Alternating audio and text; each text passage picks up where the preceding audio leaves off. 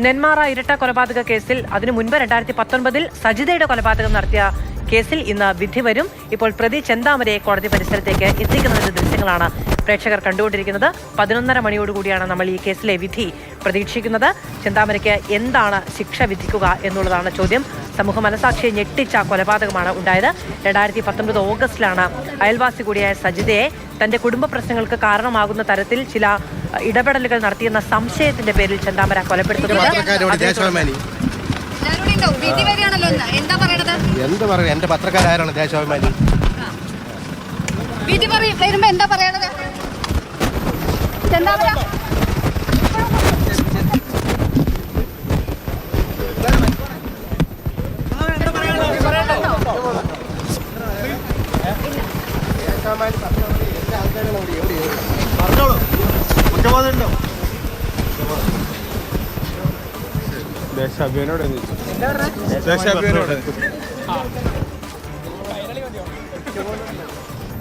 എന്താണ് പ്രതികരണം നടത്തിയതെന്ന് വ്യക്തമല്ല. ദേശാഭിമാനി എന്ന് പറയുന്നുണ്ടായിരുന്നു. ഇതുമാവട്ടെ, ചെന്താമര എന്തായാലും കോടതിയിലേക്ക് എത്തിച്ചിരിക്കുകയാണ്. വിധി 11:30 മണിയോടുകൂടി പ്രതീക്ഷിക്കുന്നുണ്ട്. ഗൂഗിൾ BS വിവരങ്ങളുമായി നമ്മളോടൊപ്പം ചേരുന്നുണ്ട്. ഗൂഗിൾ, പ്രതിയെ കോടതിയിലേക്ക് എത്തിച്ചിരിക്കുന്നു.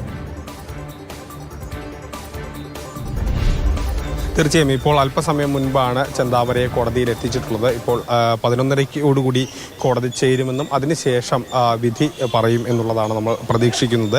ഏതായാലും വളരെ പ്രധാനപ്പെട്ടൊരു കേസാണ്. ഈ കേസിൽ പ്രതിയെ കൊണ്ടുവന്നപ്പോൾ നമ്മൾ പ്രതികരണം അദ്ദേഹം ഈ കേസുമായി ബന്ധപ്പെട്ടൊന്നും തന്നെ പറഞ്ഞില്ല. മറ്റു ചില പത്രങ്ങളെ അന്വേഷിക്കുക, ദേശാഭിമാനി എന്നൊക്കെ പറയുകയാണ് ചെയ്തത്. അതിനപ്പുറത്തേക്കൊന്നും ഉണ്ടായില്ല എന്നുള്ളതാണ് നമ്മൾ കണ്ടത്.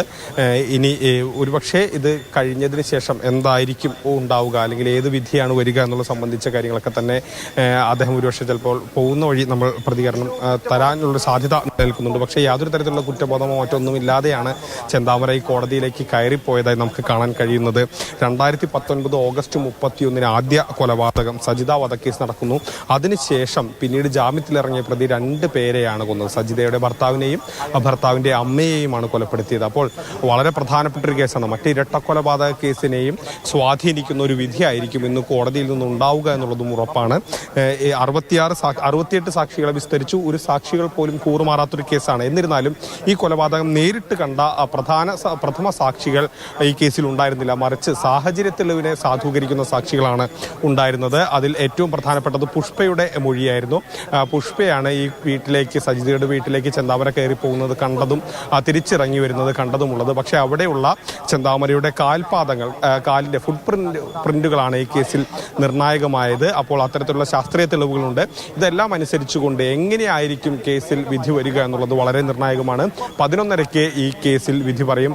ഇപ്പോൾ സജിതയുടെ മക്കൾ കോടതിയിലേക്ക് എത്തിയിട്ടുണ്ട്. ചെന്താമരയെ കോടതിയിലേക്ക് എത്തിച്ചിട്ടുണ്ട്. അല്പസമയത്തിനുള്ളിൽ ഏകദേശം 11:30 കോടതി ചേരുകയും അതിനുശേഷം ഈ കേസിൽ വിധി പറയും എന്നുള്ളതാണ് നമ്മൾ പ്രതീക്ഷിക്കുന്നത്. ശരി, ഗൂഗിൾ BS ആണ് വിവരങ്ങൾ നൽകിയത്.